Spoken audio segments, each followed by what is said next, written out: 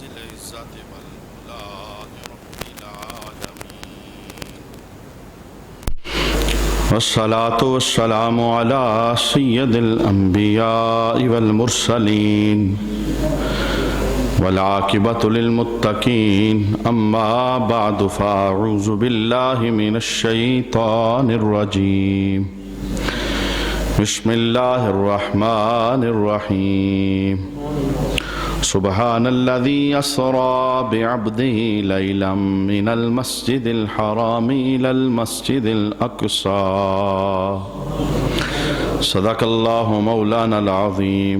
إن الله وملائكته يصلون على النبي يا أيها الذين آمنوا صلوا عليه وسلموا تسليما.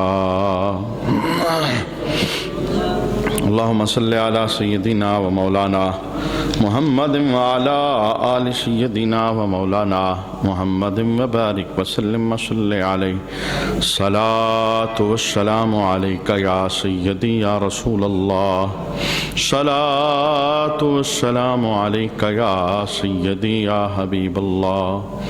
صلاة والسلام عليك يا سيدي يا شفيع المذنبين وعلى آلك وأصحابك يا سيدي يا رحمة للعالمين. وہ سرور کشور رسالت جو عرش پر جلوہ گر ہوئے تھے، نے نرالے طرب کے ساما عرب کے مہمان کے لیے تھے. وہاں فلک پر یہاں زمین میں رچی تھی شادی مچی تھی دھومیں. ادھر سے انوار ہنستے آتے ادھر سے نفخات اٹھ رہے تھے. خوشی کے بادل امٹ کے آئے دلوں کے طاؤس رنگ لائے. وہ نغمہ نعت کا سما تھا حرم کو خود وجد آ گئے تھے. اتار کر ان کے رخ کا صدقہ وہ نور کا بٹ رہا تھا باڑا. اتار کر ان کے رخ کا صدقہ وہ نور کا بٹ رہا تھا باڑا. کہ چاند سورج مچل مچل کر حبیب کی خیرات لے رہے تھے. وہی تو اب تک چھلک رہا ہے وہی تو جوبن ٹپک رہا ہے. وہی تو اب تک چھلک رہا ہے وہی تو جوبن ٹپک رہا ہے. نہانے میں جو گرا تھا پانی کٹورے تاروں نے بھر لیے تھے. نماز اقصیٰ میں تھا یہی سر ایاں ہو معنی اول و آخر. نماز اقصیٰ میں تھا یہی سر ایاں ہو معنی اول و آخر. کہ دست بستہ ہیں پیچھے حاضر جو سلطنت آگے کر گئے تھے. وہی ہے اول وہی ہے آخر وہی ہے باطن وہی ہے ظاہر. وہی ہے اول وہی ہے آخر وہی ہے باطن وہی ہے ظاہر. اسی کے جلوے اسی سے ملنے اسی سے اس کی طرف گئے تھے. بعد از حمد و صلات لائق عزت و تکریم جمیع احباب سمین الوقار آقا حضور رحمت عالم صلی اللہ علیہ وآلہ وسلم نے معراج کے مشاہدات جو کیے ان میں سے ایک مشاہدہ اس پر آج ہم کلام سماعت کریں گے. اللہ رب العالمین نے محبوب کریم علیہ السلام کو معراج کی رات بہت ساری رحمتوں سے نوازا.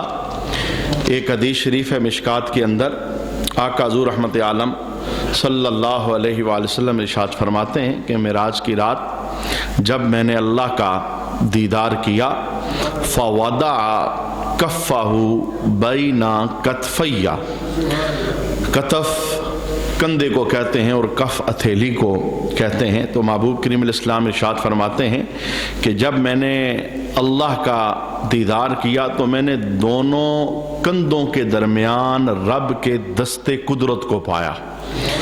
اور کس انداز کے اندر فوجدت بردہا بین صدیہ. میں نے دونوں کندھوں کے درمیان اللہ کے دست قدرت کی ٹھنڈک کو محسوس کیا.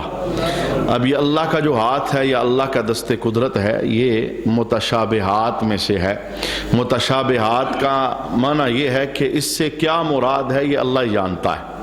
چونکہ اللہ کی ذات وہ ہے جو اعضائے انسانی سے پاک ہے، یعنی اس کے لیے ہم اس طرح کی کوئی چیز ثابت نہیں کر سکتے جو ہمارے لیے چیزیں ہوتی ہیں۔ ہاتھ ہے تو اس کا معنی یہ والا ہاتھ مراد نہیں ہے۔ حدیث شریف کے اندر آقا حضور رحمت عالم نے جب قیامت کے منظر کو بیان فرمایا تو رسول اللہ صلی اللہ علیہ وسلم ارشاد فرماتے ہیں کہ قیامت کے دن اللہ 7 زمینوں اور 7 آسمانوں کو اپنی 2 انگلیوں کے درمیان لپیٹ لے گا۔ یہ 7 زمین اور 7 آسمان، اگر رب کی 2 انگلیوں کی یہ شان ہے تو رب کی ہتھیلی کی شان کیا ہوگی، رب کے دست قدرت کی شان کیا ہوگی؟ تو یہ متشابہات میں سے ہے۔ یا اس طرح کا جب بھی جملہ بولا جاتا ہے تو اس کا معنی ہے کہ اس سے وہی مراد ہے جو اللہ جانتا ہے، ہم اس پر کوئی کلام مزید نہیں کر سکتے۔ تو محبوب فرماتے ہیں کہ معراج کی رات جب میں نے اللہ کا دیدار کیا تو رب نے اپنے دست قدرت کو میرے کندھوں پر رکھا، تو میں نے رب کے دست قدرت کی ٹھنڈک کو اپنے دونوں کندھوں کے درمیان اور اپنے سینے کے درمیان محسوس کیا۔ اچھا جب یہ ہوا تو پھر کیا ہوا؟ میرے محبوب ارشاد فرماتے ہیں فَعَلِمْتُ مَا فِي السَّمَاوَاتِ وَالْأَرْضِ، جب رب کا دست قدرت وہ میرے دونوں کندھوں کے درمیان ہوا تو زمین اور آسمان کی ہر شے کا رب نے مجھے علم عطا فرما دیا۔ یعنی یہ اس کا فیض ہوا کہ جو کچھ زمینوں میں تھا، جو کچھ آسمانوں میں تھا، وہ سارے کا سارا اس کا علم اللہ نے مجھے عطا فرما دیا۔ پھر میرے محبوب کریم علیہ السلام پوری زندگی اس علم کا اظہار کرتے رہے کہ میں نے معراج کے سفر کے دوران کیا کیا دیکھا ہے، رب نے زمینوں کا مجھے کیا علم دیا ہے اور رب نے مجھے آسمانوں کا کیا کیا علم عطا فرمایا ہے۔ اچھا حضور نے معراج کے مشاہدات میں سے ایک مشاہدہ یہ بھی بتایا کہ میں بیت معمور کو دیکھ کر آیا ہوں۔ یہ بیت معمور کیا ہے؟ آج اس پر ہم کلام سماعت کریں گے۔ یعنی معراج کی رات میں جو اللہ نے آپ کو علم عطا فرمایا، ان علوم میں سے، ان مشاہدات میں سے ایک مشاہدہ یہ تھا کہ میں نے بیت معمور کو دیکھا ہے۔ تو بیت معمور کیا ہے؟ ہم دیکھتے ہیں کہ رسول اللہ صلی اللہ علیہ وآلہ وسلم کو رب نے کتنا علم سے نوازا تھا اور کیا کیا حضور کی نظر نے دیکھا تھا اور آگے آ کے امت کو بتایا ہے۔ حضرت مالک رضی اللہ تعالی عنہ آپ روایت کرتے ہیں، طبرانی نے معجم کبیر کے اندر اس حدیث کو نقل فرمایا، آقا حضور رحمت عالم صلی اللہ علیہ وسلم نے ارشاد فرمایا البیت المعمور فی السماء السابع، یہ جو بیت معمور ہے یہ 7ویں آسمان کے اوپر ہے۔ پہلے آسمان سے دوسرے آسمان کا یہ جو درمیان کا فاصلہ ہے یہ 500 سال، ایک دوسری حدیث میں ہے۔ پھر جو پہلا آسمان ہے وہ خود اس کی جو چوڑائی ہے وہ ہے 500 سال۔ تو یہ 7 آسمانوں تک، یعنی 7ویں آسمان کی چھت تک پہنچنے کے لیے 7000 سال کا فاصلہ درکار ہے۔ یعنی اگر کوئی بندہ 7000 سال پیدل چلتا رہے تو وہ جہاں پر پہنچے گا، جتنا فاصلہ طے کرے گا، اس فاصلے پر 7واں آسمان وہ موجود ہے۔ تو 7ویں آسمان کی چھت پر بیت معمور ہے، اور آقا حضور رحمت عالم صلی اللہ علیہ وسلم فرماتے ہیں یدخلہ کل یوم 70,000 ملک، یہ وہ اللہ کا گھر ہے جس میں ہر روز 70,000 فرشتے داخل ہوتے ہیں۔ بیت معمور کے اندر، یہ کہاں پر ہے؟ 7ویں آسمان کی چھت پر بیت معمور ہے۔ ہر روز 70,000 فرشتے اللہ کے اس گھر کے اندر داخل ہوتے ہیں۔ لا یعودون الیہ حتی تقوم الساعہ، اور یہ عظیم الشان گھر ہے، ایک بار جو فرشتہ اس گھر کے اندر داخل ہو جاتا ہے قیامت تک دوبارہ اس کی باری نہیں آئے گی۔ یعنی ایک روز کے اندر 70,000 اس گھر میں فرشتے داخل ہوتے ہیں بیت معمور کے اندر، اور ایک مرتبہ جو داخل ہو جاتا ہے، جو جماعت فرشتوں کی داخل ہوتی ہے اور پھر شام کو وہ واپس آ جاتی ہے، پھر اگلے آ جاتے ہیں، تو ایک مرتبہ جن کی حاضری ہو گئی قیامت تک دوبارہ یہ وہاں پر نہیں جا سکیں گے۔ آقا حضور رحمت عالم صلی اللہ علیہ وآلہ وسلم کے غلام حضرت علی رضی اللہ تعالی عنہ سے سوال کیا گیا انہ سئل عن البیت المعمور، کہ علی آپ نے رسول اللہ سے جو علم حاصل کیا ہے، چونکہ حضور رحمت عالم ارشاد فرماتے ہیں انا مدینۃ العلم وعلی بابها، میں علم کا شہر ہوں اور میرا علی اس کا دروازہ ہے، تو اے علی باقی علوم بھی آپ نے حاصل کیے، تو بیت معمور کے متعلق آپ کو کیا معلومات ہیں؟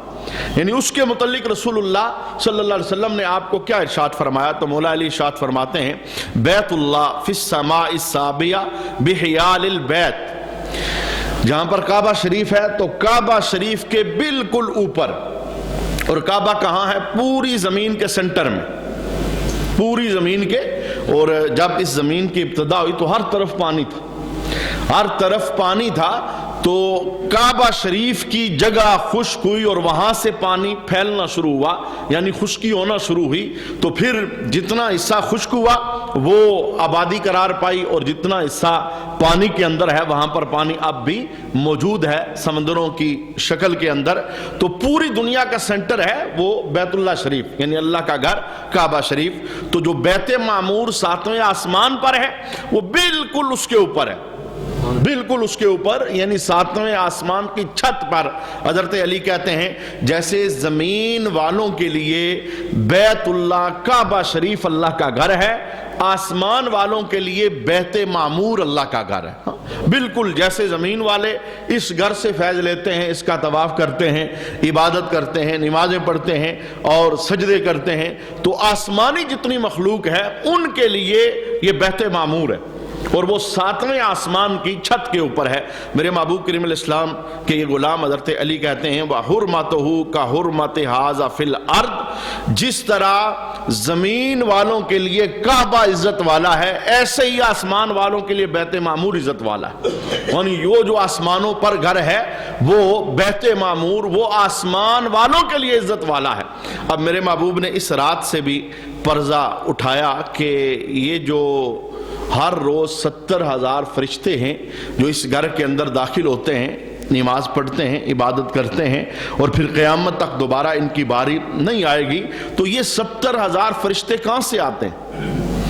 اور واحد مخلوقات میں سے یہ مخلوق ہے جو ان گنت ہے، یعنی جس کی حتمی تعداد کو رب کے علاوہ کوئی نہیں جانتا۔ فرشتے چونکہ قرآن پاک کے اندر موجود ہے کہ یہ تیرے رب کے لشکر ہیں، اور ان لشکروں کا علم صرف رب ہی کو ہے، رب جانتا ہے ان کی تعداد کیا ہے۔ لیکن یہ جو 70,000 اس گھر کے اندر داخل ہوتے ہیں، یہ کون سے 70,000 ہیں؟ ویسے تو فرشتوں کی پیدائش کے بے شمار مظاہر ہیں، یعنی ان کی تخلیق کیسے کیسے ہوتی ہے وہ انداز حدیث کے اندر بیان فرمائے، لیکن بیت معمور میں جو 70,000 فرشتے عبادت کرتے ہیں اسپیشلی ہر روز، اور پھر قیامت تک دوبارہ ان کی وہاں پر باری نہیں آئے گی، نمبر نہیں آئے گا، یہ کون سے ہیں؟ یہ حدیث کے اندر رسول اللہ نے معراج کے مشاہدات میں سے ایک مشاہدہ بیان فرمایا۔ حضرت ابو ہریرہ رضی اللہ تعالی عنہ روایت کرتے ہیں آقا حضور رحمت عالم صلی اللہ علیہ وسلم نے فرمایا فی السماء السابعہ بیت، 7ویں آسمان کے اندر ایک گھر ہے، یقال لہ البیت المعمور، جسے بیت المعمور کہتے ہیں۔ اب مجھے بتائیں اگر آنکھ دیکھے نہ اور مشاہدہ نہ ہو تو اتنا پکا علم کیسے بیان کیا جا سکتا ہے؟ یہ سب کچھ رسول اللہ نے دیکھا ہے اور مظاہر دیکھے ہیں، مشاہدہ کیا ہے، اس کا دیدار کیا ہے۔ بلکہ میرے محبوب کریم علیہ السلام نے بیت معمور کے اندر کی جو کنڈیشن بیان فرمائی، اب ظاہر ہے کعبہ شریف کے اندر کیا ہے، ایک تو باہر بلڈنگ ہے اور ایک ہے کعبہ کے اندر کیا ہے، یہ تو وہی بتائے گا نا جو کعبہ کے اندر جائے گا، جس نے کعبہ اندر سے دیکھا ہی نہیں اسے کیا پتا کہ اندر کیا ہے۔ یہ وہ چیز تھی جسے مشکات کے اندر بیان کیا گیا کہ جب معراج کی رات رب کا دست قدرت میرے کندھے کے اوپر آیا تو میں نے ٹھنڈک اپنے سینے میں محسوس کی، تو اس کا فیض کیا ہوا؟ فَعَلِمْتُ مَا فِي السَّمَاوَاتِ وَالْأَرْضِ، زمین اور آسمان کے ذرے ذرے کا رب نے مجھے علم عطا فرما دیا، ہر چیز میرے سامنے آ گئی۔ اور یہ بیت معمور کے متعلق کیا ہے؟ فَرُفِعَ إِلَيَّ بَيْتُ الْمَعْمُورِ، فرمایا پورا بیت معمور رب نے اٹھا کے میری نگاہوں کے سامنے کر دیا۔ یہ سیم وہی کنڈیشن ہے جب معراج کر کے رسول اللہ صلی اللہ علیہ وآلہ وسلم واپس آئے تو لوگوں نے آپ پر اعتراض کیا، یعنی ان لوگوں میں کافر موجود تھے، مشرکین مکہ موجود تھے، انہوں نے کہا ایسے نہیں ہو سکتا، 37 یا 39 دن کا سفر بنتا ہے، بیت المقدس تھا، اور آپ کہتے ہیں میں گیا ہوں، کنڈی ہل رہی تھی، بستر گرم تھا، پانی جاری تھا، اور جس درخت کے ساتھ میرا سر وہ برکت کے لیے لگا تھا اس درخت کی شاخیں ہل رہی تھی اور میں واپس آ گیا ہوں، تو ایسا کیسے ہو سکتا ہے؟ 39 دن کا سفر آپ ایک لحظے کے اندر کیسے کیسے طے کر سکتے ہیں؟ آپ تو اس سے پہلے گئے ہی نہیں، ہم آپ سے سوال کر کے پوچھیں گے آپ بیت المقدس کے متعلق ہمیں کیا معلومات دیتے ہیں؟ ہاں، اس کا چھت کے اندر جو شاطیر پڑا ہے وہ کس طرح کا ہے، اس کی کھڑکیاں کس طرح کی ہیں، دروازے اس کے کتنے ہیں، دائیں سائیڈ پہ کیا ہے، بائیں سائیڈ پہ کیا ہے، آگے اور پیچھے کیا ہے۔ جب کافروں نے رسول اللہ صلی اللہ علیہ وسلم سے سوال کیا تو رب نے کیا کیا؟ پورے کا پورا بیت المقدس اٹھا کر اقصیٰ سے مصطفیٰ کی نظر کے سامنے فرما دیا۔ یہ ہے شان مصطفیٰ۔ اب محبوب یہ آپ سے جو پوچھتے جائیں گے نا، آپ دیکھ کر ہر چیز کا جواب دیتے چلیں گے۔ یہ تھا فَرُفِعَ إِلَيَّ بیت المعمور، بیت معمور جو 7ویں آسمان کی چھت پر ہے، رب نے پورے کا پورا وہ میری نگاہوں کے سامنے کر دیا۔ اس کی حیت کیا ہے، اس کے اندر کیا ہے، کنڈیشن کیا ہے، وہ سارے کا سارا رب نے مجھے علم عطا فرمایا ہے۔ تو اب آقا حضور ارشاد فرماتے ہیں بحیال الکعبہ، یہ کعبہ شریف کے بالکل اوپر ہے بیت المعمور، وفی السماء الرابعہ نہر، اور چوتھے آسمان کے اوپر ایک نہر ہے پانی کی۔ حضور فرماتے ہیں یقال لہ الحیوان، جس نہر کا نام حیوان ہے۔ یہ چوتھے آسمان کے اوپر ایک پانی کی نہر ہے۔ حضور فرماتے ہیں کہ بیت معمور میں جو فرشتے ہر روز 70,000 داخل ہوتے ہیں، تو یہ کہاں سے آتے ہیں؟ یعنی اتنی ساری ان کی تعداد یہ آتی کہاں سے ہے؟ قیامت تک پھر باری کسی کے نہیں آئے گی، یہ کہاں سے آتے ہیں؟ اس کی تخلیق حضور نے بیان فرمائی۔ فرماتے ہیں کہ چوتھے آسمان پر ایک نہر ہے جس کا نام حیوان ہے۔ حضور فرماتے ہیں یدخلہ جبریل کل یوم، جو فرشتوں کا سردار ہے جبریل امی، یہ ہر روز اس نہر کے اندر غسل کرتا ہے، ہر روز، یعنی ڈیلی کے اندر فرشتوں کا سردار جبریل اس نہر کے اندر غسل کرتا ہے۔ میرے محبوب کریم علیہ السلام ارشاد فرماتے ہیں کہ جب جبریل اس نہر سے غسل کر کے نکلتے ہیں، ثم یخرج فینتفض انتفاضا، باہر نکل کر آپ اپنے جسم کو جنبش دیتے ہیں، حرکت کرتے ہیں جسم کی، اور جب جسم کو جنبش دیتے ہیں یخرج عنہ 70,000 قطرہ، تو آپ کے جسم سے 70,000 پانی کے قطرے ٹپکتے ہیں۔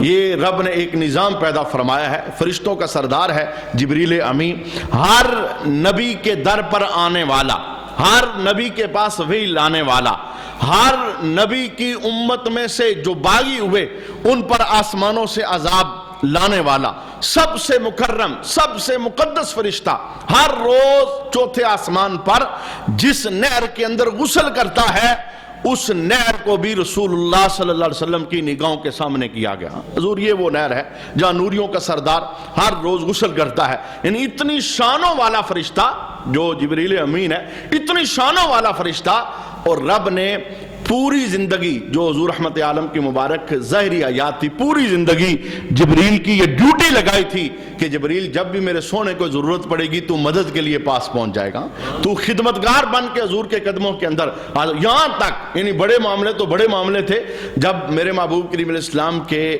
سر انور کو کبھی درد ہو جاتا، تکلیف ہو جاتی، تو اللہ آسمانوں سے سر دمانے کے لیے بھی جبریل کو بھجوایا کرتا تھا۔ اتنی خاص محبت اور خاص قرب تھا رسول اللہ صلی اللہ علیہ وآلہ وسلم کے لیے جبرائیل امی کا۔ تو یہ چوتھے آسمان کے اوپر اس نہر کے اندر جس کا نام حیوان ہے، جب جبریل امی غسل کرتے ہیں، پھر اپنے جسم کو جنبش اور حرکت دیتے ہیں، پھر کیا ہوتا ہے؟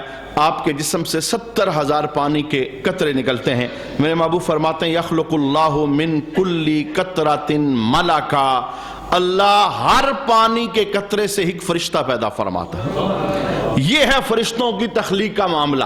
وہ رب ہے، وہ قدرتوں والا ہے، اسے کوئی چیز پیدا کرنے کے لیے کسی چیز کی محتاجی نہیں ہے، کوئی میٹیریل چاہیے، یہ چیز ہوگی تو میں چیز پیدا کروں گا۔ وہ تو اتنی شانوں والا ہے، وہ چاہے تو پتھر سے حضرت صالح کی اونٹنی کو پیدا فرما سکتا ہے۔ وہ تو اتنی شانوں والا رب ہے، وہ چاہے تو بغیر باپ کے عیسیٰ کو دنیا میں بھجوا سکتا ہے۔ وہ تو اتنی شانوں اور قدرتوں والا رب ہے، وہ چاہے بغیر ماں اور بغیر باپ کے پیارے آدم کو پیدا فرما سکتا ہے جس سے ساری انسانیت آگے بڑھتی ہے. اور وہ رب اتنی قدرتوں والا ہے, وہ چاہے تو جناب عیسیٰ مٹی کا ایک پرندہ بنائیں اپنے ہاتھوں سے لوگوں کے سامنے اور اس میں پھونک مارے تو رب اس میں جان ڈال کے اسے اڑنے کی طاقت عطا فرما سکتا. اس رب کی قدرت سے کوئی چیز باہر نہیں ہے. یہ ممکن ناممکن یہ سارے معاملات بندوں کے لیے ہیں, یعنی یہ چیز ان کی طاقت میں ہے اور یہ ان کی طاقت میں نہیں ہے.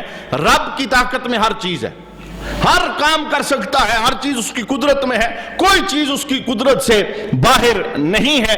تو وہ اپنے قدرت کا اظہار یوں کرتا ہے کہ وہ پانی کے قطرے جو جبرائیل امی جو نوریوں کا سردار ہے اس کے جسم سے ٹپکتے ہیں, رب انہی قطروں کو فرشتہ بنا دیتا ہے.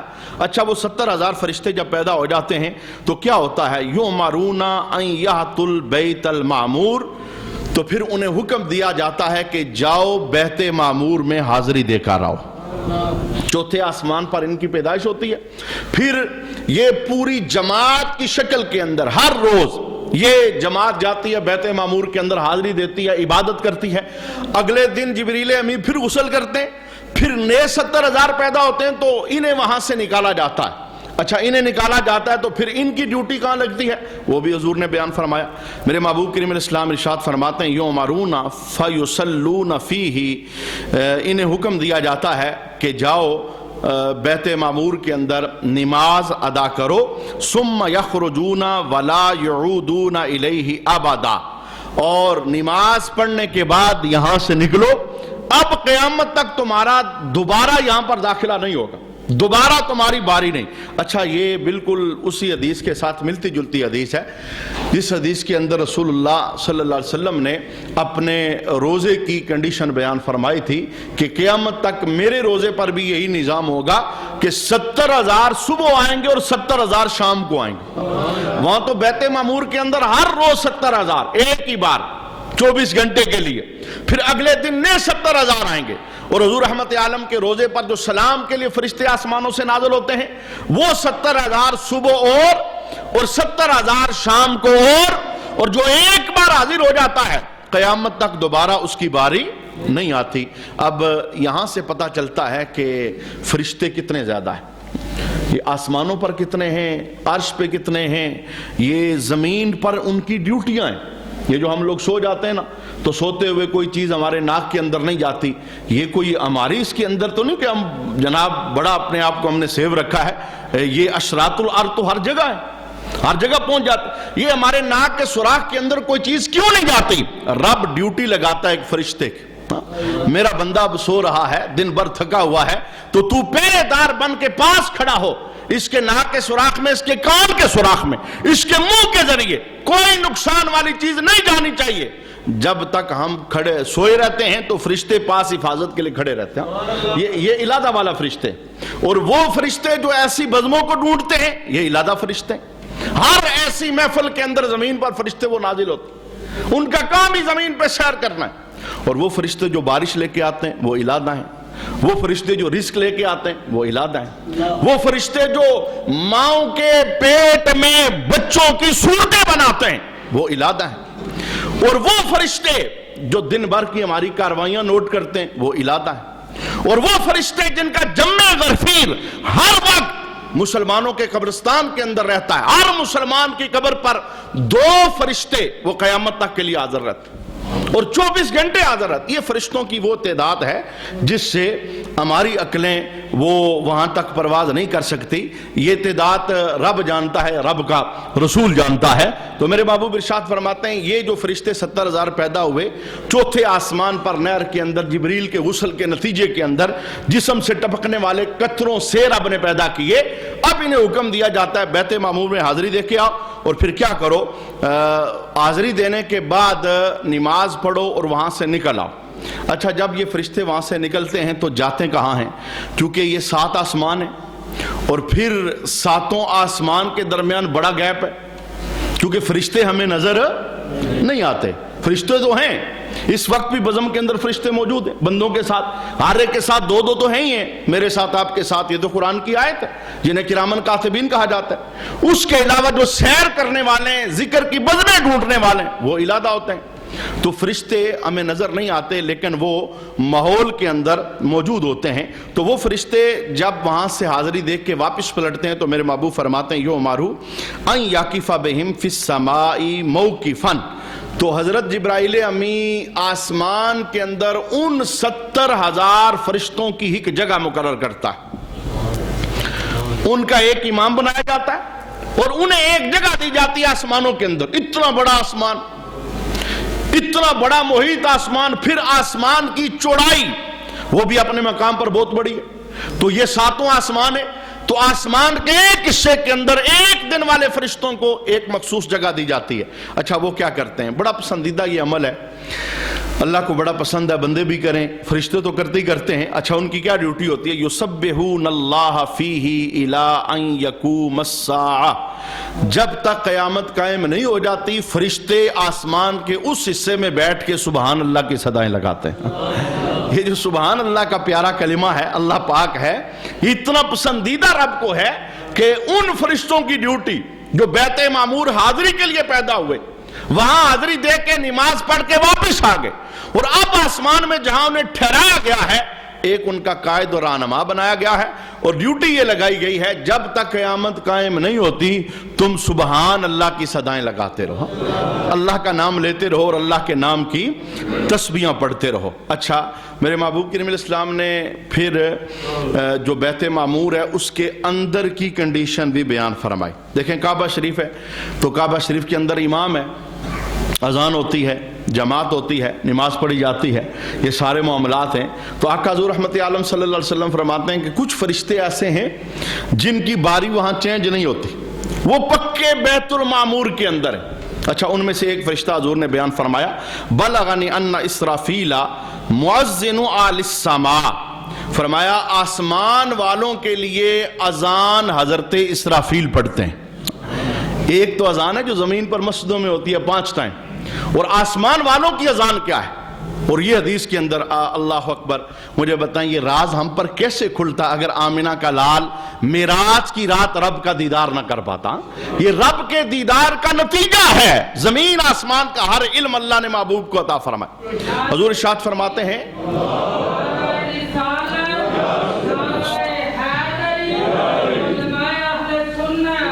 آقا حضور رحمت عالم ارشاد فرماتے ہیں کہ 2 بار اذان بیت معمور کے اندر ہوتی ہے, دن 12 بجے اور رات 12 بجے. ایک بار دن کو 12 بجے اور ایک بار رات کو 12 بجے. اس کے علاوہ یہ تو ہے بیت معمور میں, اور اس کے علاوہ آسمانوں پر ہر گھنٹے کے بعد اذان ہوتی ہے. 24 گھنٹے تو 24 بار آسمانوں پر اذان ہوتی ہے. یعنی یہ اذان کا کلمہ اتنا مقدس, یہی وجہ ہے. یہ تو اذان جو ہم مساجد کے اندر دیتے ہیں یہ ہے جماعت کے لیے اعلان. تو بعض لوگ اس کے اوپر سختی کا مظاہرہ کرتے ہیں, جی اذان خالی ادھر ہی ہو سکتی ہے اور کسی جگہ پر نہیں ہو سکتی. اذان بڑا رحمت معاب عمل ہے. گھر میں جھگڑا ہو گیا, لگ ایسے رہا ہے کہ بھائی ایک دوسرے کا سر پھاڑ دیں گے, تو میرے محبوب کی تعلیم یہ ہے بلند آواز سے اذان پڑھو, شیطان دور ہوگا, جھگڑا ختم ہو جائے گا. آگ کسی جگہ پر لگ گئی ہے, لگ ایسے رہا ہے, کنٹرول نہیں ہوگی, سب کچھ جلا کے یہ راکھ کر دے گی. آقا حضور فرماتے ہیں اذان پڑھو, آگ کے برے اثرات سے اللہ حفاظت عطا فرمائے. یہی وجہ ہے, بیسک یہی وجہ ہے کہ جب ہمارے مسلمانوں کو قبرستان کے اندر دفن کیا جاتا ہے تو علماء نے مشورہ دیا کہ اگر وہاں پر بھی اذان پڑھ لی جائے, یعنی جب میت کو قبر میں دفن کر دیا جاتا ہے تو اس کے بعد اگر اذان پڑھ لی جائے تو اذان کا فائدہ یہ ہوگا کہ قبر کے اندر جب سوالات ہوتے ہیں تو شیطان قبر کے اندر تک چلا جاتا ہے. یہ وہاں تک جا کر یعنی آخری دم تک بھی یہ کوشش کرتا ہے کہ بندہ سوالوں کا جواب صحیح نہ دے سکے. رب کے متعلق پوچھا جاتا ہے, وسوسہ ڈالتا ہے. تو حدیث شریف کے اندر ہے کہ جب اذان ہوتی ہے تو اذان آقا حضور کی حدیث یہ ہے کہ بلند آواز سے دی جائے, کیونکہ اس دور میں تو سپیکر نہیں تھے نا. سپیکر تو آج کی ایجاد ہے, آج تو جاتی اذان کی آواز سپیکروں کے ذریعے بہت دور تک ہے. تو اس دور میں بلند آواز سے اذان دینے کا حکم تھا. وجہ کیا تھی؟ فرمایا جہاں تک مؤذن کی آواز جاتی ہے شیطان وہاں سے بھاگ جاتا ہے. یہ شیطان کے لیے ایٹم بم ہے. رب کا نام، اللہ اکبر اس صورت کے اندر. اور میں یہ جملہ یہ بولنا چاہتا ہوں کہ یہ جو اذان ہے یہ خالی زمین پر نماز ہی کے لیے نہیں ہے، یہ تو آسمان پر ہر گھنٹے بعد دی جاتی ہے. رب کو اتنا پسندیدہ عمل ہے. اور پھر یہ یعنی باریک سا ایک لطیفہ ہی ہے.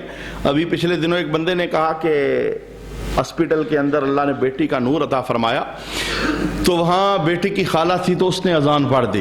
تو گھر میں آ کے پتہ لگا تو سب گھر والے نے فتویٰ لگایا کہ تو اذان کیسے پڑھ سکتی ہے.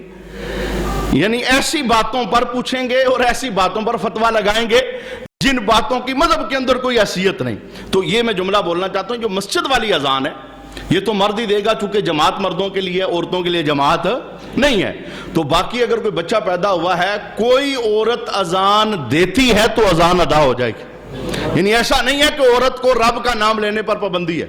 اذان اللہ کا نام ہے نا، جیسے مرد لیتا ہے ویسے عورت بھی لیتی ہے. سنت متواترہ یہ ہے کہ مرد دیں، لیکن اگر کسی عورت نے دے دی مجرم نہیں ہے. رب کا نام ہی اس نے لیا ہے، اللہ کا پیارا نام ہی اپنی زبان سے ادا کیا ہے، تو یہ اذان ہو جائے گی. میں نے جملہ یہ بولنا چاہا کہ اذان آسمانوں پر ہر گھنٹے کے بعد دی جاتی ہے. اچھا، ہماری اذان کی آواز تو علاقے ہی میں ہوتی ہے، ان کی کہاں تک جاتی ہے ذرا یہ سنیے. میرے محبوب فرماتے ہیں یسمع تعزینہ من فی السماوات السبع ومن فی الارض الا الثقلان الجن والانس.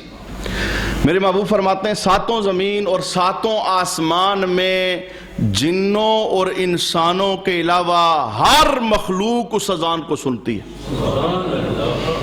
جنوں اور انسان. اچھا، یہ اللہ تعالیٰ نے نا خاص مہربانی کی ہے. یہ صاحب عقل ہے نا، باقی جو کائنات میں مخلوق ہے وہ صاحب عقل نہیں. انسان جنات انہیں صاحب عقل صاحب شعور رب نے بنایا ہے، ان کے اندر عقل موجود ہے. تو عقل کی وجہ سے انسان کو اشرف المخلوقات کہا گیا. اب یہ انسان کے ساتھ رب نے محبت کا اظہار کیا.